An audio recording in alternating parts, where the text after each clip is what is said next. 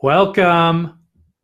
Writing Daily. It's 1 o'clock. I actually nailed it today. Every day I try to get online at 1 o'clock to talk about some element of writing for writers, whether you are working on the great American novel or whether you are just trying to, write a nice letter to your grandma.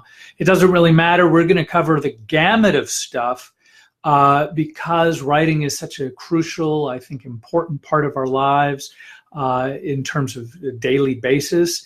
And for writers, this is what we do. So Writing Daily, that's what we're all about. Today, we are going to talk about actually kind of like the part two of what we did from yesterday, which had to do with arrangement. And specifically, I think this is useful across the board. But I think more importantly, this is something that's really specific to memoir. So we're going to cover this part two in a second, but first I just want to say welcome. My name is Devin Galaudet. I am the editor-in-chief of In the Know Traveler, and I'm also the author of the forthcoming book, 10,000 Miles with My Dead Father's Ashes. So I know a thing or two about every element and aspect of memoir because I've had to walk through with it, right from the starting, from sitting down, looking at a blank page, all the way to getting it published. So we're covering a whole lot of things. Welcome, Bruce, Alan, and Lynn. Hey, cuz.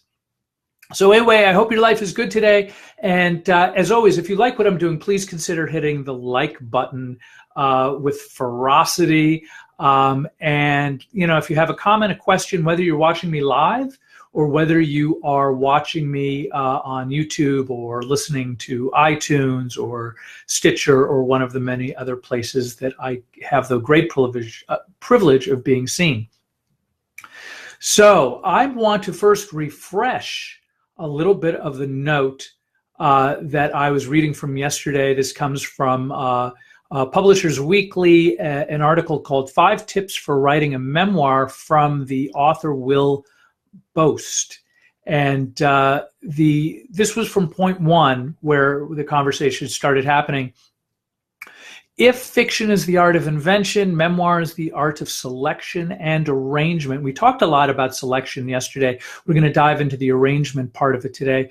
But I'm just going to read what he wrote on it because I thought it was useful. For whatever reasons, many readers and writers believe that writing a memoir is easier than writing a novel. It's totally not.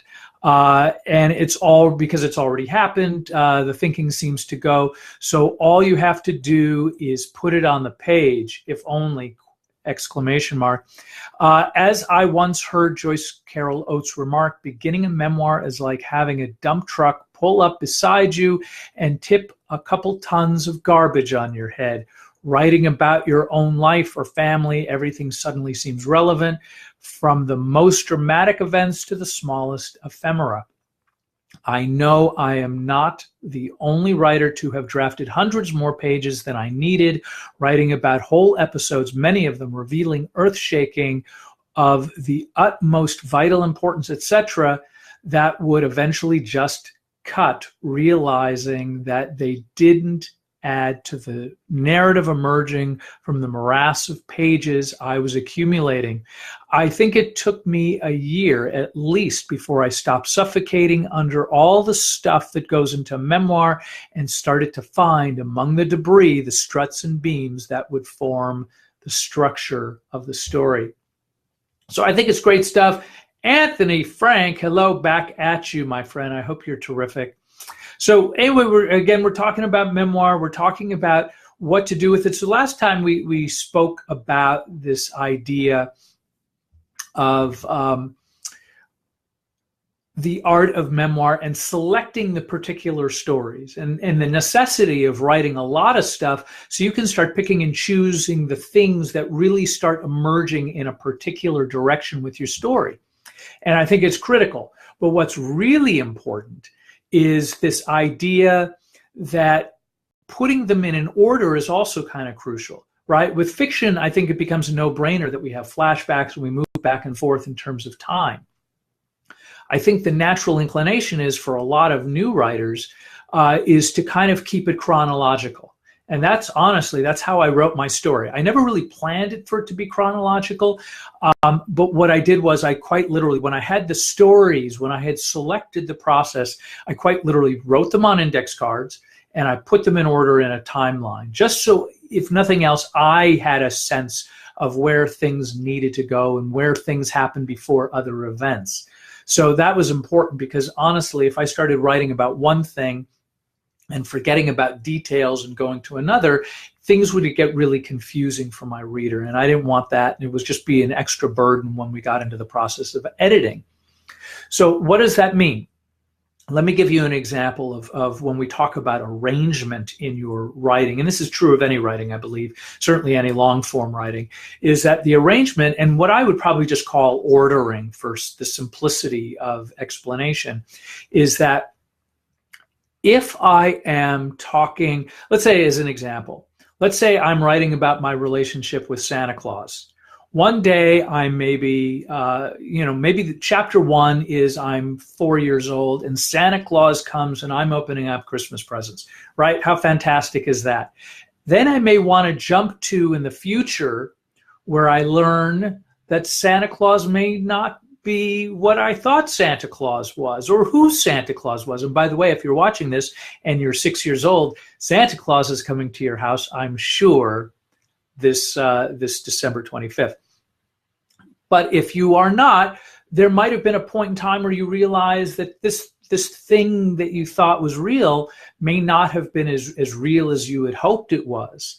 And then you may flash forward or back. Let's maybe it might be the first Christmas after you discovered new information, or maybe the first Christmas that all of a sudden you are surrounded by the tree and there's other little kids, little 4 and 5-year-old kids that are really excited about the visit from Santa Claus.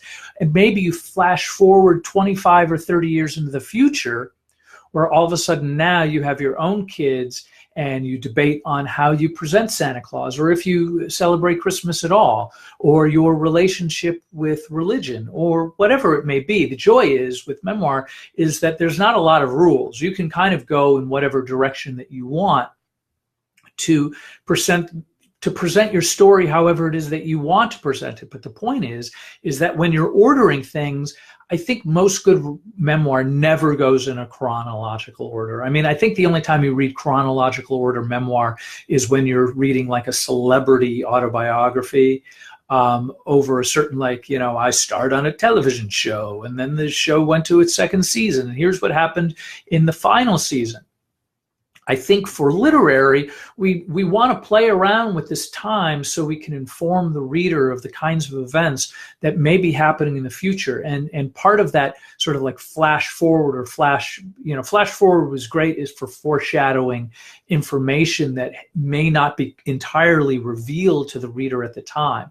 So this all said, I think it is important to what I did, and this is something that I recommend, is that I put all of the stories, like as an example, I think when I was finished my novel, I had like 37 little vignettes, little stories that kind of covered over a long period of my life that informed sort of like the larger narrative of the relationship with my father, right? And so what was great about having those things on cards is that I could quite literally lay them out on the floor and move them around from point to point. Like I could lay it out then and then kind of visualize in my mind without having necessarily to read an entire book, having shifted everything. I could kind of play with ideas of well, what if this story follows this? How is that going to look? And how is that going to feel to me? Once I had done that, then it just became a matter of how am I tying events before and after together. If they're not chronological order. It's very easy to say, when I was 6, this happened. When I was 6 and a half, this other thing happened. And when I was 7, this third thing happened. And that would perhaps make sense in many cases. But the 6-year-old event may actually need to precede something that happened when I was 30 years old. And that's part of the literary thing where we're really inspiring to get more work done, and we're looking to challenge, inspire, and inform our readers about our lives, and perhaps more importantly, what I would argue is critical, of your universal truth. So anyway, as always, if you like what I'm doing, please consider hitting the like button. That lets me know that I'm on the right track. And of course, as you know, whether you see me live or not, you can always subscribe to YouTube, where I put all of these. I think this is our 95th podcast. Or you can go to iTunes or Stitcher or a variety of things, and definitely go to devingallaudet.com/dad, where you can kind of join it, and we do all kinds of fun things like giveaways and stuff like that. As a matter of fact, I think there's still a good 48 hours before we end our current giveaway and start promoting the next one, which is going to be great. And of course, please consider hitting the like button so I know that we are doing the right thing. So anyway, that's what I've got for today. We're going to do a new thing tomorrow. There's an outside chance I'm going to be doing an interview with another fantastic writer. Otherwise, we're going to just be picking another aspect of writing. And thank you for joining me for the ride, and I look forward to seeing you guys again real soon.